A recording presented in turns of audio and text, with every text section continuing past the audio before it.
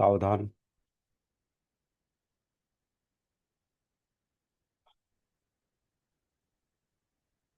आज आपण बुद्धवग्गोपासून सुरुवात करणार आहोत.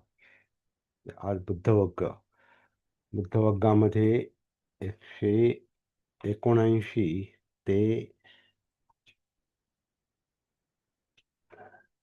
196 पाच 17 गाथा आहेत. मोठा वग्ग आहे.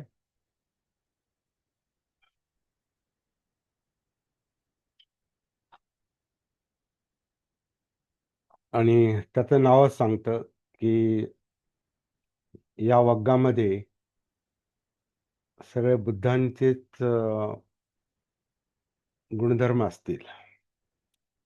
म्हणजे बुद्ध म्हणजे काय, बुद्ध म्हणजे कोण, बुद्ध म्हणजे कोणपेक्षा बुद्ध म्हणजे काय. कारण बुद्ध हा कोणी व्यक्तीला उद्देशून शब्द नाही. बुद्धत्व ही व्यक्तीची प्राप्ती आहे.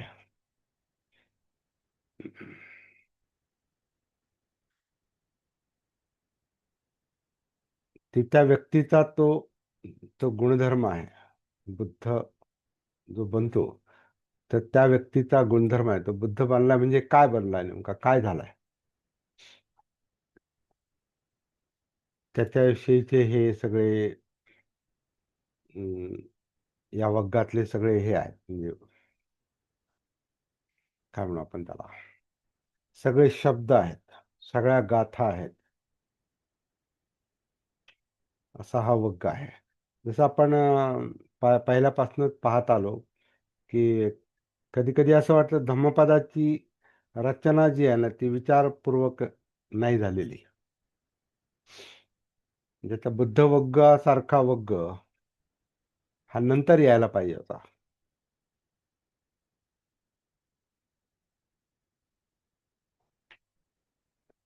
जे ज्या प्राथमिक किंवा प्रॅक्टिकल गोष्टी आहेत त्या आधी यायला पाहिजेत आणि ज्या प्रगत गोष्टी आहेत त्या नंतर यायला पाहिजेत. कारण अशा गोष्टींचा मध्येच अभ्यास आपला सुरू केला आपण आणि ज्याच्या आपल्याला अजून पूर्ण किंवा काही मर्यादेपर्यंत आपल्याला समजा त्याचा बोधच नाही, हे समजलंच नाही, तर त्याच्याविषयीचा अभ्यास पण अवघड होऊन जातो. म्हणून क्रमशः असणं गरजेचं होतं. चला, हे संकलन आहे आणि संकलनामध्ये ज्याला जसं वाटलं तसं त्यांनी त्याच्यामध्ये टाकलेलं आहे. त्याच्यामध्ये बऱ्याच भिन्नता पण आहेत, हे आपण पाहतोय. जसं आता गेल्या आठवड्यात आपल्याला बाबूजींनी लक्षात आणून दिलं, गोडके बाबूजींनी, की चिनी धम्मपद मोठं आहे. त्याच्यामध्ये आणखीन एक वेगळाच वग्ग पण आहे. आणखीन काही वग्ग असतील वेगळे, त्याच्या श्रद्धा वग्ग आहे. श्रद्धा वग्ग, त्या श्रद्धा वर्ग हा नेहमीच्या धम्मपदात नाही, त्याच्यामध्ये त्या श्रद्धा वर्गाचा समावेश आहे. आणि आणखीनही काय असेल. आणि चिनी धम्मपद हे सगळ्यात मोठं आहे म्हणतात. किती आहेत गाथा त्याच्यात चिनी धम्मपदामध्ये बाबूजी? जसं आता नेहमीच्या धम्मपदात 423 आहेत. 37 हा, 36 वर्ग. 36 वग्ग. आणि गाथा याच्या श्रद्धावंत मध्ये 18 गाथा आहेत. 18 गाथा आहेत. आणि त्याच्यात एकूण किती गाथा आहेत 36 वग्गामध्ये? सर मला एवढं लक्षात नाही नाही. माहिती. म्हणजे 36 वग्ग आहेत. आता हे 26 वग्ग आहेत. नेहमीच्या धम्मपदामध्ये 26 वग्ग आहेत. पाली धम्मपदामध्ये 26 वग्ग, 423 गाथा. त्याच्यामध्ये 36 वर्ग आणि काही गाथा असतील. ते आपल्याला शोधावं लागेल. कोणाला माहिती असेल इथं तर सांगू शकतात.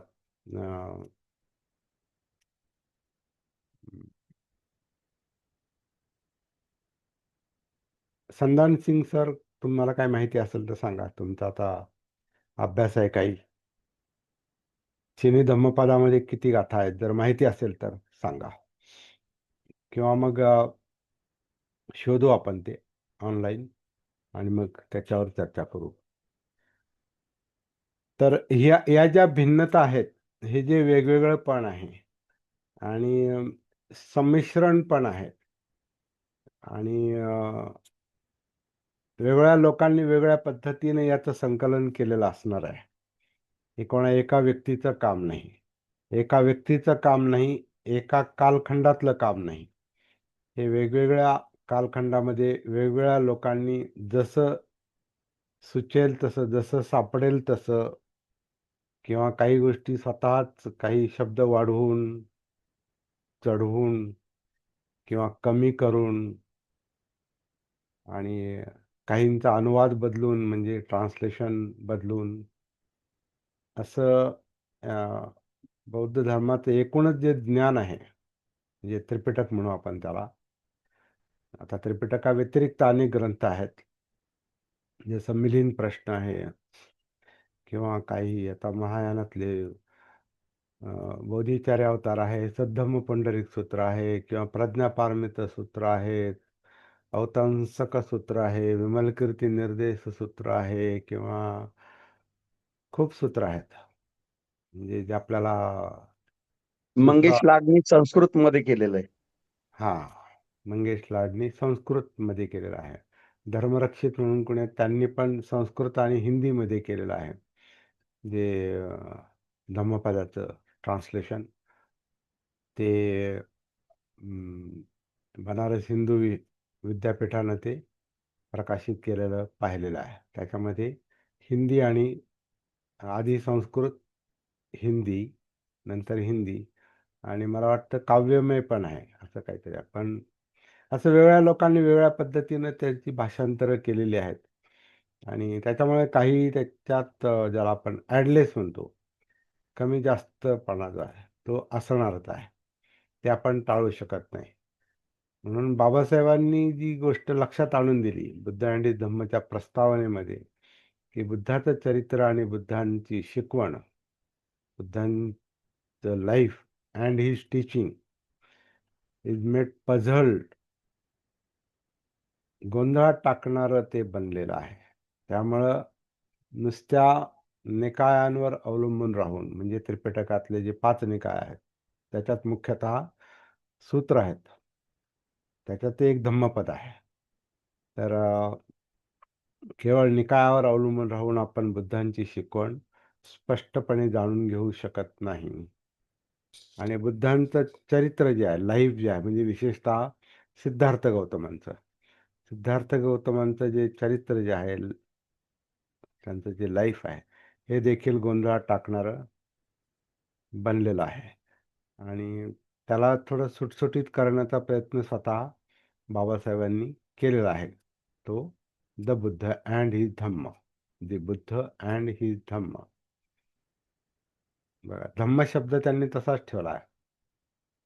दी बुद्ध म्हणजे ते पर्टिक्युलर बुद्ध. कोणते बुद्ध? सिद्धार्थ गौतम बुद्ध. आणि त्यांना त्यांचं लाईफ सांगायचं, त्यांचं चरित्र सांगायचं. दी बुद्धा अँड इज धम्म किंवा दी बुद्ध अँड इज धम्म. तर सिद्धार्थ गौतम बुद्ध आणि त्यांचा धम्म, असं ते टायटल आहे खरं म्हणजे. तर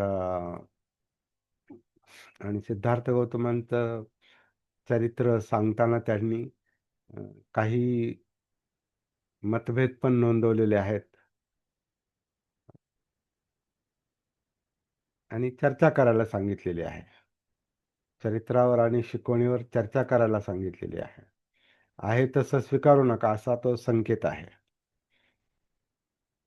पण सामान्य माणसाची जी एक कुवत असते किंवा एक सवय असते, जसं समोर आलं तसं स्वीकारायचं, स्वतः विचार करायचा नाही. त्यामुळं फॉलोअर, अनुयायी हे पटकन तयार होतात. आणि त्यातल्या त्यात ब्लाइंड फॉलोअर जे आहेत, अंधानुयायी म्हणजे अंधानुकरण करणारे, यांची संख्या जगामध्ये अगदी 99% आहे.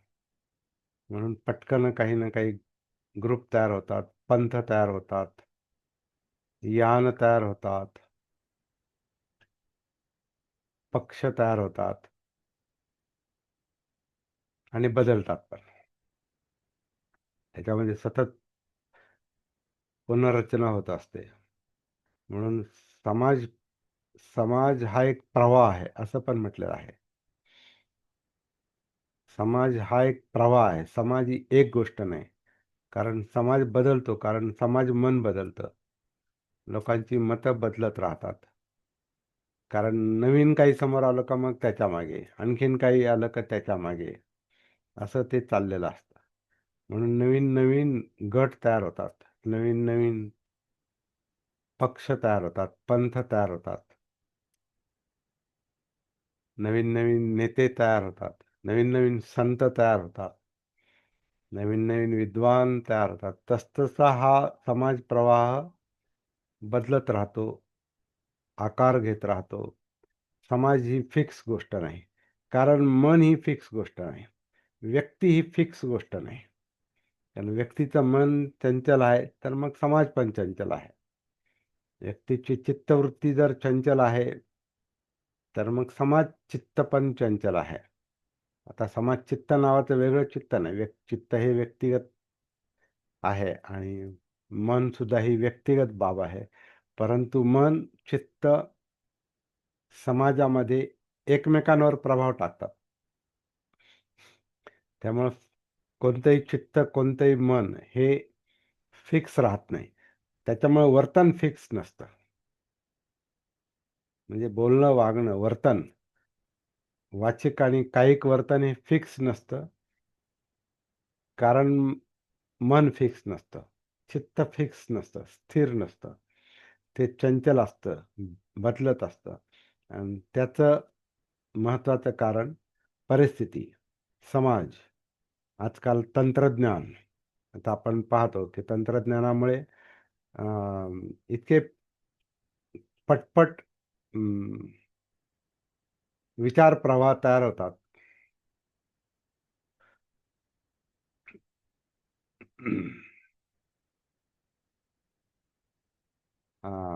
आता हे जे नवीन तंत्रज्ञान जे आलेलं आहे, AI, त्याच्यावर आपण आता अ, विचार करत आहोत. म्हणजे प्रत्येक आहे. कारण आता हा एक इथून पुढच्या काळातला तो एक खूप जगाला प्रभावित करणारा तो फॅक्टर आहे. तो घटक आहे. AI, त्याला आर्टिफिशियल इंटेलिजन्स, कृत्रिम बुद्धिमत्ता. तर कृत्रिम बुद्धिमत्ता ही फार आश्चर्यकारक आहे. कृत्रिम बुद्धिमत्ता हा एक फार आश्चर्यकारक तंत्रज्ञानातला आश्चर्यकारक मुद्दा आता पुढे आलेला आहे. आणि त्याचा वेग इतका भयंकर आहे. कृत्रिम बुद्धिमत्तेचा वेग इतका भयंकर आहे, की त्याच्यामागे कोणी माणसं काम नाही करत. कृत्रिम बुद्धिमत्तेमध्ये माणसाची बुद्धिमत्ता काम नाही करत. ती तंत्रज्ञानाची कृत्रिम बुद्धिमत्ता काम करते. ज्याला डाटा म्हटलेला आहे. डाटा म्हणजे माहिती. जगभरामध्ये जी तंत्रज्ञानामुळं माहिती साठवलेली आहे, त्या साठवलेल्या माहितीतूनच हे AI, कृत्रिम बुद्धिमत्ता आपल्याला माहिती पुरवत राहतं. आणि ती माहिती इतकी आश्चर्यकारक असते, की म्हणजे शॉकच बसतो, धक्काच बसतो. उदाहरण म्हणून आता अनुभवातलं उदाहरण तुमच्यापर्यंत मी पोहोचवलेलं आहे. माझं जे पुस्तक आहे, जीवनाच्या 3 गाथा. हे जीवनाच्या 3 गाथा हे मी एका AI ॲपवर जेमिनाय म्हणजे Googleचं जे जेमिनाय आहे, त्याच्यावर मी ते पुस्तक, त्याची PDF मी टाकली. 85 पानाचं पुस्तक आहे. काहींनी पाहिलेलं आहे ते. ते 85 पानाचं पुस्तक मी त्याच्यावर PDF अपलोड केली आणि त्या AI Google जेमिनाय पण म्हणतात त्याला.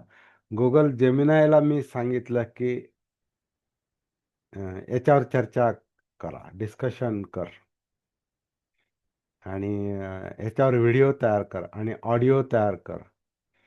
तर त्याने 4-5 ऑडिओ वेगळ्या वेगळ्या वेळेला वेगवेगळे कमांड दिल्यानंतर, प्रॉम्प्ट म्हणतात त्याला. वेगवेगळे प्रॉम्प्ट दिल्यानंतर, कमांड दिल्यानंतर त्यांनी ते 85 पानाच्या पुस्तकाचं परीक्षण, त्याच्यावरती चर्चा, त्याच्यावरचा एक छोटासा व्हिडिओ जो मी तुम्हाला पाठवलेला आहे, तो 15 मिनिटात तयार करून दिला. टोटल एकूण वेळ किती लागला त्याला? फक्त 10 ते 15 मिनिटं. म्हणजे एका याला 4-5 मिनिटं किंवा 2च मिनिटं अगदी. काही याला तर 2-3च मिनिटानंतर मग असं टोटल ते 4-5 व्हिडिओ जे आहेत ना, ते 10 ते 15 मिनिटामध्ये काही क्षणातच म्हणू आपण त्याला, ते तयार करून ते पाठवले.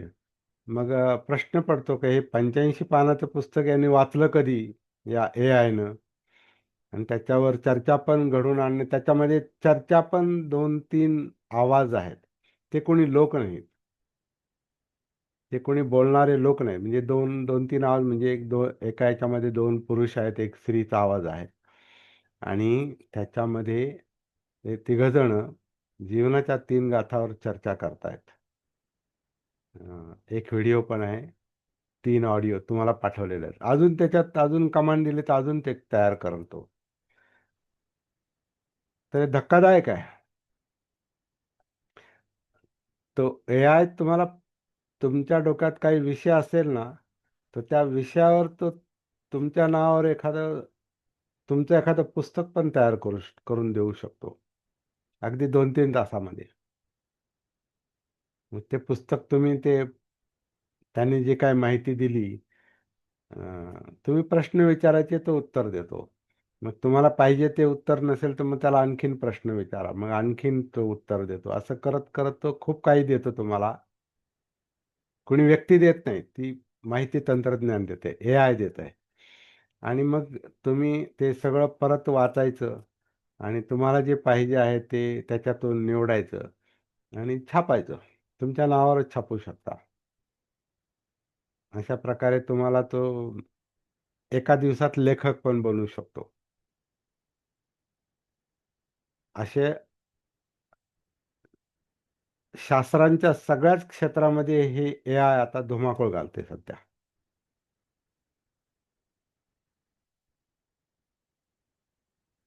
आणि हीच गोष्ट आता धम्मज्ञानाला पण ॲप्लिकेबल आहे. म्हणजे त्याला पण लागू पडते.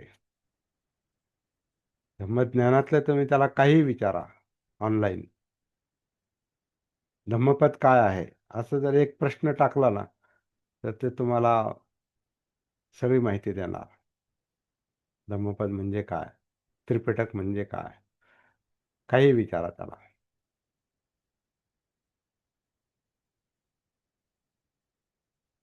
आणि ह्या सगळ्यामध्ये ती जी माहिती गोळा करून ते आपल्यापर्यंत देतंय, तर ते एआय हे काय, ही शहानिशा करत नाही ते. ती काय हे नाही पाहत बसत, हे योग्य आहे की अयोग्य आहे. त्याला जे सापडतं ते तो देतो. आता जीवनाच्या 3 गाथावर त्यांनी जे परीक्षण पाठवलं, जे चर्चा पाठवली, त्याच्यामध्ये मी पुस्तकात न टाकलेले शब्द पण त्यांनी वापरले त्याच्यात. म्हणजे मिश्रण झालेलं आहे. उदाहरणार्थ, मी ध्यानाची आणि सतीची चर्चा पुस्तकात खूप मोठी केली नाही, पण त्यांनी ध्यान शब्द वापरला आहे. सती पण वापरला. एका ठिकाणी मी त्याला सांगितलं, "मला सती म्हणजे ध्यान नाही म्हणायचं." तर तो सॉरी पण म्हणतो. त्याला मी म्हटलं, "सती म्हणजे जागृती आहे, भान आहे." तो सॉरी पण म्हणतो. म्हणजे माणसासारखा बोलतो तो. बोलणारा कोणी नाही पलीकडं. त्याला ते तसं काय म्हणतात, प्रोग्रामिंग करून ठेवलेलं आहे. तसं फीड करून ठेवलेलं आहे. आणि मग तो सॉरी पण म्हणतो आणि मग त्याची भाषा, पहिली भाषा बदलून परत दुसऱ्या भाषेत लिहून पाठवतो आणि काही क्षणात 2-3 मिनिटातच परत सगळं, 2 मिनिटातच सगळं परत परत लिहिलेलं परत तो करेक्शन करून देतो आणि पण त्याच्यात परत दुसरं काहीतरी सरमिसळ होते. विपස්සना शब्द मी वापरला नाही, त्यांनी त्याच्यामध्ये टाकलेला आहे जीवनाच्या 3 घाताच्या संदर्भात.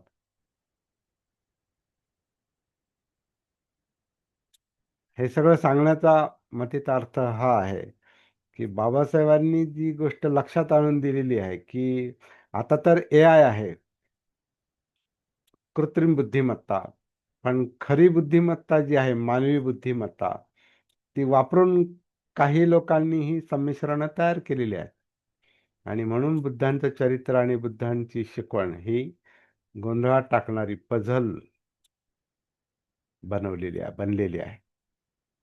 बाबासाहेबांनी पझल शब्द वापरलाय, परंतु ते हेही म्हणतात, की पझलिंग जरी असलं तरी बॅफलिंग नाही. म्हणजे कसं आहे, गोंधळात टाकणारे जर असले, बुद्धाची शिकवण आणि बुद्धांचं चरित्र जरी गोंधळात टाकणारं बनलेलं असलं, तरी ते समजत नाही असं नाही. गोंधळात टाकणार आहे सामान्याला, पण बुद्धिमान माणसाला ते समजत नाही असं नाही. ते समजतं. कारण कोणाला समजेल? जो त्याच्यावर चिंतन करील, विचार करील आणि जागृतपणे विचार करील आणि सारासार विचार करील. सत्याला सत्य मानेल, असत्याला असत्य मानेल. आणि जो घाबरतो, ज्याला धाडस नाही, तो सारासार चिंतन करू शकत नाही. तो विचार करेल, हां, लोक काय म्हणतील? संप्रदाय काय म्हणतील? इतर लोक काय म्हणतील? तर बाबासाहेबांनी ही फिकीर केली नाही. अजिबात फिकीर केली नाही. त्यांना जे म्हणायचं होतं त्यांनी ते लोकांसमोर मांडलं, कोणाला आवडो न आवडो.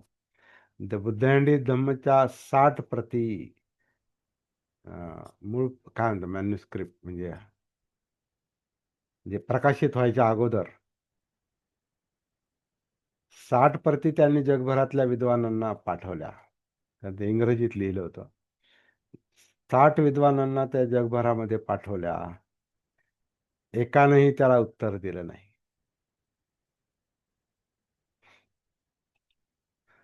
त्याचं समर्थन पण केलं नाही, त्याला विरोध पण केला नाही. दुर्लक्षित केलं. कारण त्याच्यामध्ये बाबासाहेबांनी परंपरेला थोडासा नाही, चांगला तडा दिलेला आहे. परंपरेला तडा दिलेला आहे. परंपरेला आव्हान दिलेलं आहे. आणि आपल्यालाही सांगितलेलं आहे, जणू काही चर्चा केली पाहिजे, चिंतन केली पाहिजे, चर्चा केली पाहिजे. आपण त्याला असं म्हणतोय, की मूळ बुद्ध शोधले पाहिजेत. मूळ बुद्ध म्हणजे जे कुठल्या संप्रदायाचे नसतील, त्याच्यात ते फक्त भिक्षूंसाठी नसेल किंवा उपासक. आता हे तर एक कृत्रिमच वर्ग वाटतात हे 2 भाग, भिक्षू उपासक. याच्यात कोणालाही बुद्ध आपले वाटले पाहिजेत. कारण प्रत्येकाचा प्रश्न बुद्ध सोडवतात. आणि तो प्रश्न यातनांचा आहे, दुःखांचा आहे, टेन्शनचा आहे, प्रेशरचा आहे, एकटेपणाचा आहे, भयाचा आहे, कामछंदाचा आहे, मनाच्या विचलनाचा आहे, अस्तित्व समजून घेण्याचा आहे, मन काय आहे, चित्त काय आहे, जाणीवा काय आहेत, वर्तन कसं घडतं, जो मानसशास्त्राचा विषय आहे. वर्तनाच्या म्हणजे काही काणी वाचिक वर्तन, शब्द आपण बोलतो ते शब्द आणि करतो ती शारीरिक कृती, याच्या पाठीमागे चित्त आहे, म्हणजे इमोशन्स आहेत, विचार आहेत, म्हणजे मनोधम्म आहेत. पण हे काय आहे, याचं विश्लेषण बुद्धाने केलेलं आहे. आणि त्याच्यामुळे बुद्ध कोणाची व्यक्तिगत प्रॉपर्टी नाही. बुद्ध हे सगळ्या मानव जातीसाठी आहेत. आणि त्याच्यामुळं कुठं जर बुद्ध अडकले असतील किंवा अडकवलं गेलं असेल, आणि विशेषतः असमंजस लोकांनी ते त्यांच्या पद्धतीनं बुद्ध सांगून ते त्यांच्या पंथामध्ये, त्यांच्या यानामध्ये, त्यांच्या संघामध्ये, त्यांच्या ग्रंथामध्ये बुद्ध अडकवून टाकलेत. तर ठीक आहे, म्हणजे हा टीकेचा मुद्दा नाही. त्याच्यावर परीक्षणं झाली पाहिजेत. त्याच्यावर चर्चा झाली पाहिजे. त्याचं परीक्षण केलं पाहिजे, चर्चा केली पाहिजे आणि मूळ बुद्ध शोधले पाहिजेत, जे सगळ्यांचे आहेत. आणि सगळ्यांचे बुद्ध तेव्हाच होतील जेव्हा प्रत्येकाला बुद्ध किंवा बुद्ध कोणी व्यक्ती नाही, बुद्धाचं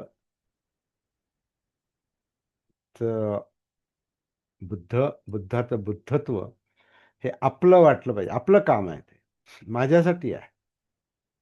कारण मला त्रास आहे. मला यातना आहे. मला दुःख आहे. आणि ते मला सोडवता आलं पाहिजे. कारण ती आपल्या जीवनातली प्रायोरिटी असते. ती प्राथमिकता असते. सगळ्या मनुष्याची आणि प्राण्यांची सगळ्यांची धडपड कशासाठी चाललेली आहे? मुक्तीसाठी. म्हणजे दुःख नको, यातना नको, टेन्शन नको. त्याला आपण म्हणतो शांतता पाहिजे, चित्त शांत पाहिजे, मन शांत पाहिजे. दुसऱ्या भाषेत आपण म्हणतो आपल्याला सुख पाहिजे. सुख पाहिजे म्हणजे काय? दुःखमुक्ती पाहिजे. दुःख नकोय म्हणजे सुख पाहिजे. म्हणजे सगळ्यांची धडपड कशासाठी चालली? त्याच्यासाठी चालली. आणि त्या प्रत्येकाला असं वाटलं पाहिजे, की बुद्धाकडे माझ्या प्रश्नाचं उत्तर आहे आणि ते आहेच आहे. परंतु ते या संमिश्रण झाल्यामुळं झालंय काय, की हे हिनयानी बौद्ध धर्म, हा महायानी बौद्ध धर्म, हा तंत्रयान, हा वज्रयान, हा तिबेटी बौद्ध धर्मन, तो चायनीज बुद्ध धर्मन, तो श्रीलंकेचा बुद्ध धर्मन, तो बर्माचा बुद्ध धर्मन. हे बर्माचं ध्यान आणि ते श्रीलंकेचं ध्यान आणि चायनीज ध्यान आणि जपानी ध्यान आणि असं कसं होऊ शकतं? सगळीकडे जर माणसं आहेत, तर माणसांचा आणि समाजाचा समस्या एकच आहे आणि ती म्हणजे यातना आहे, दुःख आहे. दुःख सगळ्यांचं दुःख थोडं चायनीज दुःख, भारतीय दुःख, पश्चिमेचं दुःख, पूर्वेकडचं दुःख, आणि जपानी दुःख, आणि थाई दुःख, असं थोडंच आहे. दुःख दुःख आहे. त्यामुळे दुःखमुक्ती ही सगळ्यांचीच गरज आहे. तर जग हे धम्मराज्य बनलं पाहिजे. तर बाबासाहेबांची जी ती अपेक्षा आणि इच्छा त्यांनी व्यक्त केलेली आहे बुद्ध अँड धम्ममध्ये. जग हे धम्मराज्य बनलं पाहिजे. हाच बुद्धाच्या धम्माचा उद्देश आहे. ही सगळी चर्चा करण्याचं कारण असं आहे, की इथून तो विषय निघाला का बुद्ध वग्गो ह्या धम्मपदामध्ये 14 म्हणजे मध्येच आला. ते संमिश्रण आहे. तर त्याच्यातून आपल्याला शोध घ्यायचा आहे म्हणून आपण अभ्यास पण करतो आणि प्रॅक्टिकल अभ्यास करतो. आपण फक्त शब्दांचा अभ्यास करत नाही किंवा भाषेचा अभ्यास करत नाही. आपण पालीचा अभ्यास नाही करत. आपण बुद्धांच्या शिकवणीचा म्हणजे धम्माचा अभ्यास करतो आणि धम्माचा अभ्यास पण आपण मनोधम्माच्या आधारे करतो. म्हणजे आपल्यात आपल्या जीवनाची, आपल्या अस्तित्वाची जाणीव ठेवून, अस्तित्वाचा बोध करून घेत घेत म्हणजे सती जागृतीनं स्वतःचं जीवन समजून घेत घेत आपण मनोधम्मांपर्यंत पोहोचू शकतो, जे बुद्धांना अभिप्रेत आहे. अत्तदीप भव, स्वतःच शोध घ्या, स्वतःच बनवा. दीप बनवा किंवा द्वीप बनवा. स्वयंप्रकाशित करा किंवा बेटासारखं निश्चल व्हा. दुःखमुक्ती अशा प्रकारचे आहे. तर हे सगळं सांगणारे बुद्ध कसे असतील?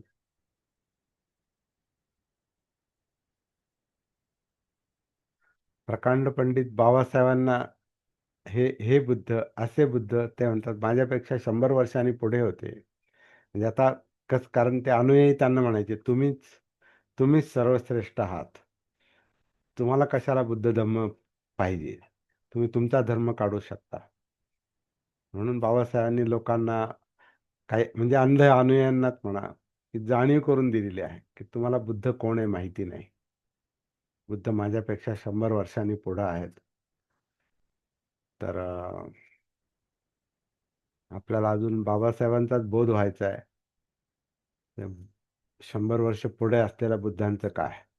आणि ते काम स्वतःपासून सुरू करावं लागेल. कारण आपण आपल्याला स्वतःला जोपर्यंत जाणत नाही, तोपर्यंत आपण पुढे काहीच काम करू शकत नाही. स्वतःला जाणणं म्हणजे फक्त विद्वान बनणं नाही. विद्वान बनणं वाईट नाही. ज्ञान असणं वाईट नाही. परंतु आवश्यक असते ती प्रज्ञा. प्रज्ञा म्हणजे ज्ञानाचं ज्ञान. आधी ज्ञानाचं भान आणि मग त्याचं ज्ञान, त्याची समज, त्याचा अनुभव म्हणजे प्रज्ञा. तर त्याची आवश्यकता आहे. असो म्हणजे आता बुद्ध बुद्धाबद्दल आता आपण विचार करतोय तर मग सगळ्याच गोष्टी येतात त्याच्यात. कारण प्रगत गोष्टींचा विचार करणं हाच आता बुद्ध या विषयाचा आशय आहे. बुद्ध वग्गो 14वा वग्ग आहे हा धम्मपदातला. आणि पहिली गाथा जी आहे आणि धम्मपदातली क्रमशः 179वी गाथा. तर आता पाहूया याच्यामध्ये काय सापडते आपल्याला. यस्य जितं नावजीयति जितमस्य नो याति कोचि लोके तं बुद्धमनन्तगोचरं अपदं केन पदेन नेष्यथ. आता तुम्हाला जो अनुवाद पाठवलाय तो पाहूया, परंतु तसाच त्याचा अर्थ नाही, हे आपण आधीच लक्षात घेऊ. त्याच्यात काय म्हटलेलं आहे? ज्याचा विजय पराजयात उलटविला जाऊ शकत नाही. ज्याचा विजय पराजयात उलटविता जाऊ शकत नाही. त्यांना जसं वाटलं तसं भाषांतर केलंय आणि हे भाषांतर आपण उल्लेख केलेला आहे की बार्टीचं आहे आणि नरेंद्र बोखारेंनी केलंय आणि मूळ हिंदी जे आहे भदंत आनंद कौशल्य यांचं, त्याच्या आधारे मराठी केलेलं आहे. त्यामुळं मराठी वाचलं का हिंदी कसं असेल याचं थोडंसं आपल्याला अंदाज येऊ शकतो. ज्याचा विजय पराजयात उलटविता, ते प्रिंटिंग मिस्टेक आहे परत, उलटविला जाऊ शकत नाही. ज्याने जे जिंकले आहे तेथपर्यंत या जगातले कोणी पोहोचू शकत नाही, असा याचा अर्थ होऊ शकत नाही, परंतु त्यांनी तसं लिहिलेलं आहे. ज्याने जे जिंकले तेथपर्यंत या जगातले कोणी पोहोचू शकत नाही. बुद्धांचं म्हणणं असं आहे की प्रत्येकामध्ये बुद्धत्व दडलेलं आहे, त्यामुळे तिथे कोणी पोहोचू शकत नाही असं आपण म्हणू शकत नाही. त्याच्यानंतर पुढे म्हटलं की त्या स्थानरहित अपद अनंत ज्ञानी बुद्धाला तुम्ही कोणत्या मार्गाने अस्थिर करू शकाल, अशी गुंतागुंतीचा हा अनुवाद झालेला आहे. आणि याचा सरळ सरळ अर्थ लागत नाही. आता अर्थ लावण्यासाठी आपल्याला काय करावं लागेल? प्रत्येक शब्द पाहावा लागेल. यस्स जितं, यस्स म्हणजे ज्याचं, जितं म्हणजे जिंकलेलं, म्हणजे ज्याने जिंकलेलं आहे, त्यानं जे काय आहे ते जिंकलेलं आहे. तर बुद्धानं जिंकलेलं आहे. जय, त्यांचा जय झालेला आहे. ग्रंथांमध्ये मारविजय अशी एक संकल्पना आहे, मारविजय. आणि मार म्हणजे मारणारा, मारणाऱ्या प्रवृत्ती म्हणजे चित्त. चित्तामध्ये जे लोभ आणि द्वेष आहेत तो मार आहे. आणि त्या लोभ द्वेषाचं ह्या माराचं फार मोठं सैन्य आहे असं म्हटलेलं आहे. फार मोठं सैन्य आहे. आणि मग ती एक आहे ना की बुद्ध शेवटी जेव्हा बुद्धत्वासाठी बसले बुद्धगयेमध्ये तेव्हा माराच्या सैन्याने त्यांच्यावर अटॅक केला, आक्रमण केलं. आणि ते वेगवेगळ्या प्रकारे केलेलं आहे. तसा मार विजयाचा माराशी झालेल्या युद्धाचं एक बरंच मोठं वर्णन ग्रंथामध्ये आलेलं आहे. तर त्याचा आपण स्वतंत्र अभ्यास करणं अ, गरजेचं आहे. पण मार म्हणजे मारणारा म्हणजे यातना देणारा, म्हणजे चित्त कंपित करणारा, चित्त विचलित करणारा, विचार प्रक्रिया विचलित करणारा, आपलं बोलणं वागणं विचलित करणारा, अस्तित्व डिस्टर्ब करून टाकणारा, विचलित करणारा, असा तो मार म्हणजे दुःख देणारा. जन्म दुःख देतो म्हणजे मारच आहे. जन्मात पण मार आहे. जन्म, जरा, व्याधी, मरण. जन्म, जरा म्हणजे म्हातारपण, व्याधी म्हणजे आजार, मरण. ह्याच्यामध्ये दुःख आहे म्हणजे याच्यामध्ये पण मार आहे. प्रियांचा वियोग दुःखदायक, अप्रियांचा संयोग दुःखदायक, मनासारखं न होणं दुःखदायक. हे सगळं माराची रूप आहेत असं म्हटलेलं आहे. मारामुळे ते दुःख आहे. म्हणून यातना आहेत, म्हणून रडगाणं आहे, म्हणून आदळआपट आहे, म्हणून संघर्ष आहे, म्हणून युद्ध आहे, म्हणून सगळं जे आहे ते हे मार आहे. या माराला बुद्धानं जिंकलेलं आहे. आणि ज्यानं ज्यानं ते जिंकलं, यस्य जितं, ज्यानं ते जिंकलेलं आहे, न अवजियती, त्याचं परत पराजयात रूपांतर कोणी करू शकत नाही. त्यांनी जिंकलं संपलं. मार पण थकला असं म्हणतात. ते आपण बराच वेळा त्या गाथेचा हे केलेला आहे, उल्लेख केलेला आहे पहा. तृष्णेला ते म्हणतात, तुला आता मी पाहिलं, है ना. अनेक जाती संसारं संधा विसंग, हे परत परत चिंतन करण्यासाठी ह्या गाथा परत परत विचार करावा लागणार आहेत. मागच्या गाथा म्हणजे मागचा अभ्यास संपलेला नसतो, तो पुढे कोणत्या ना कोणत्या रूपात येणारच आहे, येतच असतो. यावाच त्याला चिंतन म्हणतोय आपण. म्हणजे अनेक जाती संसारं संधा विसंग अनिबिसंग, गहकारकं गवे संतो दुःखा जाती पुनः पुनः. तर दुःख देणाऱ्या, हे घर करणाऱ्या, तुझा शोध घेत मी अनेक जन्म या संसारामध्ये पळतच राहिलो. आणि पुन्हा पुन्हा म्हणजे पुन्हा पुन्हा जन्म घेत राहिलो आणि पुन्हा पुन्हा दुःख वाट्याला आलं. दुःखा जाती पुनः पुनः. आणि आता तुला मी पाहिलं, गहकारक. दिसलास तू, आता पाहिलं पण नाही, तू दिसलास. कारण आता मी जागृत झालो. बुद्ध म्हणजे जागृत अवस्था. जाग आली, भान आलं, सतीमध्ये आलो. सम्मा संबुद्ध म्हणजे संपूर्ण जागृत. जागृत झाल्यावर प्रकाश पडल्यावर काय, जे एक तर अंधार संपतो. अंधार जातो म्हणजे जे काही दिसत नव्हतं ते दिसायला लागलं. त्यामुळे आता दिसायला लागलं. घर करणारा आता दिसलास तू, आता दिठ्ठोसी. पाहिलं नाही, आता दिसलास. पुन्हा गेहंग न काहसी, परत तू घर करणार नाहीस. पुन्हा गेहंग, घर न काहस, आता बनवणार नाही.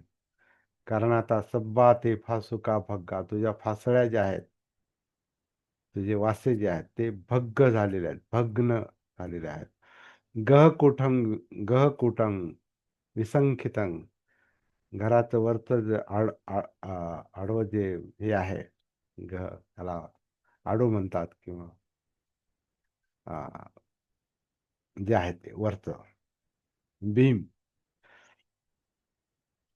अं, तर ते आडवं जे आहे ते ग कुटंग, ते मोडकळीस आले म्हणतात. विसंखितंग, माझं चित्तच संस्कार मुक्त झाले. विसंखार गतंग चित्तंग, जे चित्त दुःखाचं कारण आहे, जे चेतवतं, जे पेटवतं, ज्याच्यात लोभ द्वेष आहेत, ज्याच्यामध्ये माराचं सैन्य आहे, ते चित्तच संस्कार मुक्त झालंय.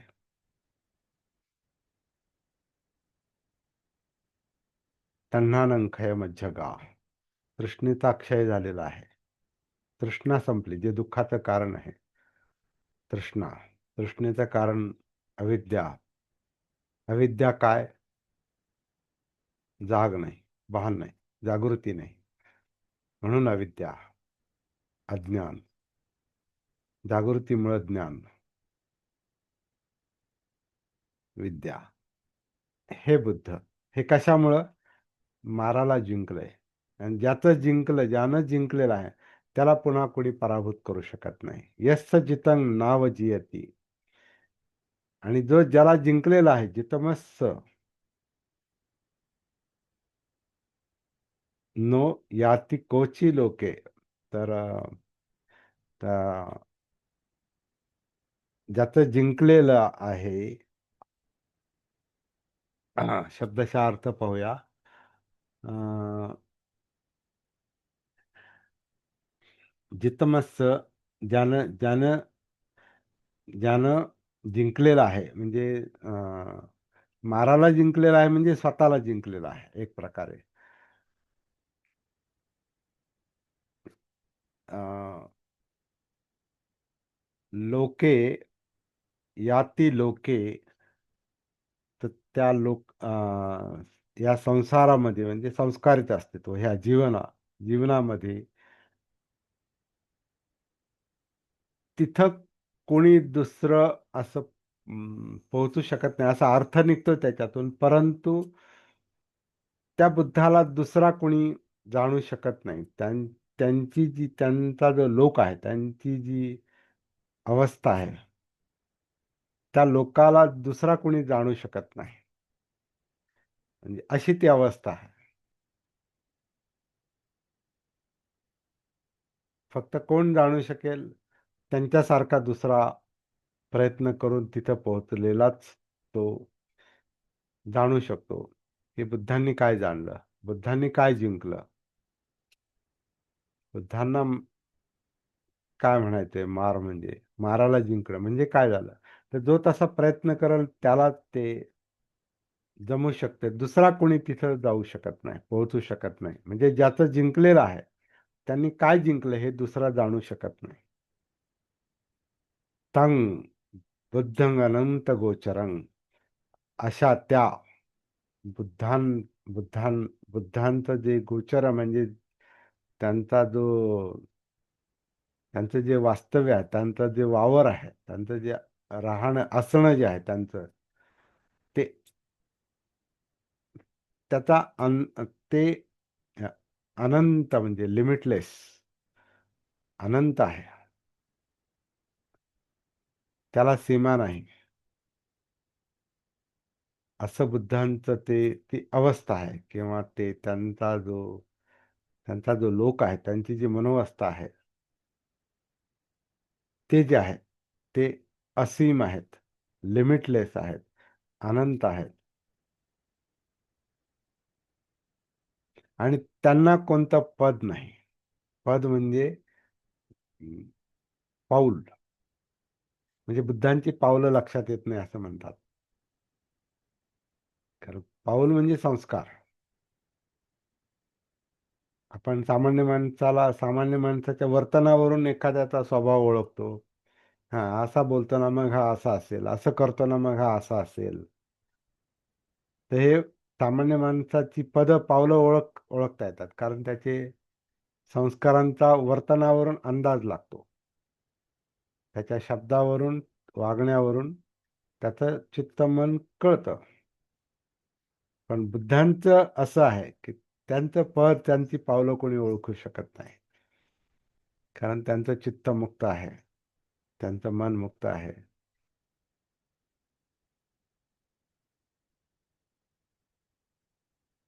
कारण ते माराच्या अधीन नाही. माराच्या अधीन असल्यावर त्याच्यामध्ये अ, विकृत वर्तन होतं आणि विकृत वर्तन हे लक्षात येतं.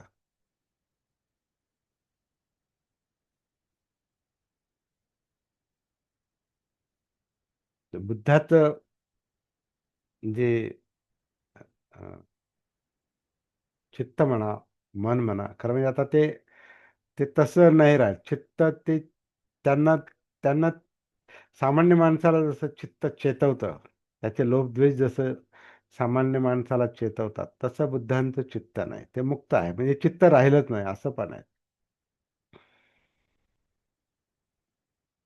जिवंतपणा आहे, परंतु विस्कळीतपणा नाही. आपला जिवंतपणा आपल्याला विस्कळीत करतो. कारण आपल्या जिवंतपणामध्ये, आपल्या चित्तामध्ये, आपल्या जाणीवांमध्ये, आपल्या विचारांमध्ये माराचं साम्राज्य असतं आणि म्हणून मार आपल्याला विचलित करतो. तो आपल्या चेहऱ्यावर पण दिसतो. तो आपल्या शब्दातून व्यक्त होतो. तो आपल्या वर्तनातून व्यक्त होतो आणि मग असा माणूस ओळखू येतो. सम आपण त्याला समजू शकतो. पण बुद्धांचं असं काहीच राहत नाही. त्यांना पद नाही. कोणतं पाऊल नाही त्यांचं, संस्कार नाही, त्यांचे खाणाखुणा नाहीत. अपदंग. अशा अपदंग त्याला तुम्ही कुठे नेणार आहात? म्हणजे तुम्ही त्याला काय सांगणार त्याच्याबद्दल? अपदंकेन पदेन निस्सतः. कोणत्या मार्गाने न्याल तुम्ही त्याला? किंवा त्याला आता त्या असं म्हटलेलं आहे, कोणत्या मार्गाने अस्थिर करू शकाल? तर अस्थिर होण्याचा प्रश्नच नाही राहिला त्यांचा. कारण मुक्तावस्था आहे. जिंकलेला आहे. जीवनाला जिंकलेला आहे. आपण जीवनाचे गुलाम असतो. बुद्धांनी जीवनाला जिंकलेलं आहे. कारण जीवन हे माराच्या अधीन असतं आणि बुद्ध हे माराला जिंकतात म्हणजे जीवनमुक्त आहेत. म्हणून आपण अरहत म्हणजे जीवनमुक्त म्हणतो. अरहतो, जीवनमुक्त. परंतु आता हे सगळं ज्यांच्याबद्दल आहे किंवा ज्या अवस्थेबद्दल आहे, त्याचा आपण तर्कानं अंदाज लावू शकत नाही. अतक्क वचर म्हटलेलं आहे त्याला. अतक्क वचर म्हणजे हे जे वचन जे बुद्धांविषयी जे आहे, ते तर्कात बांधलं जाऊ शकत नाही. हा डायरेक्ट थेट अनुभव घेण्याचा विषय आहे आणि जो त्या मार्गावर जाईल, अनुभव घेईल, त्या गोचरामध्ये जाईल, त्या अवस्थेत जाईल, त्या प्रांतात जाईल आणि तो प्रांत आतमध्ये आहे. जो आतमध्ये उतरून तो त्या अवस्थेपर्यंत जाईल आणि जेवढा जाईल, तेवढं हे समजेल. याच्यापेक्षा जास्त मला वाटतं काही या गाथेबद्दल आपण बोलू शकत नाही. बोलू शकतो बुद्धांचं गुणधर्म, परंतु ते फार काय नुसता तो अभ्यास होईल. आपल्याला फक्त अभ्यास नाही करायचा. आपल्याला प्रॅक्टिकल ह्या गोष्टी कशा आपल्याला अनुभवाला येतील, यासाठी आपल्याला धडपड केली पाहिजे. कारण ती गरज आहे. हे काय कोणासारखं बनण्याचा मुद्दा नाही. कोणाशी तुलना करण्याचा मुद्दा नाही. हा अहंकाराचा मुद्दा नाही. आत्मभावाचा मुद्दा नाही. हा मुक्तीचा मुद्दा आहे. हा दुःखमुक्तीचा मुद्दा आहे. ते बुद्धांना मिळालेलं आहे. तर मला वाटतं आजच्या पुरतं मी इथे थांबतो. परत हे विषय वेगळ्या रूपात पुढे येऊ शकतील.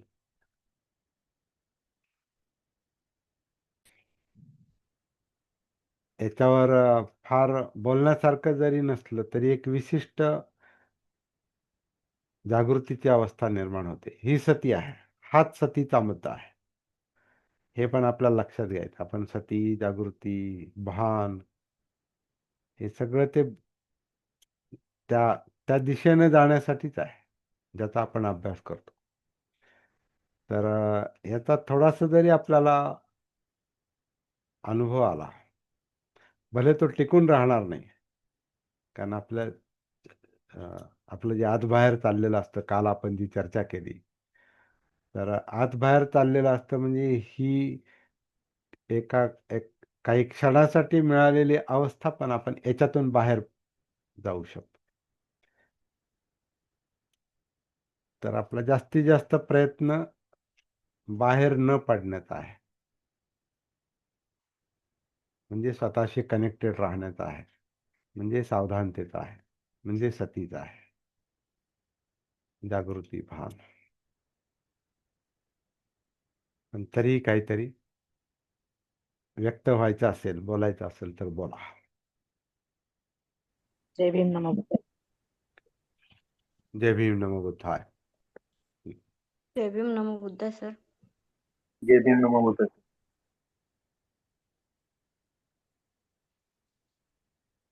जय भीम नमो बुद्धाय.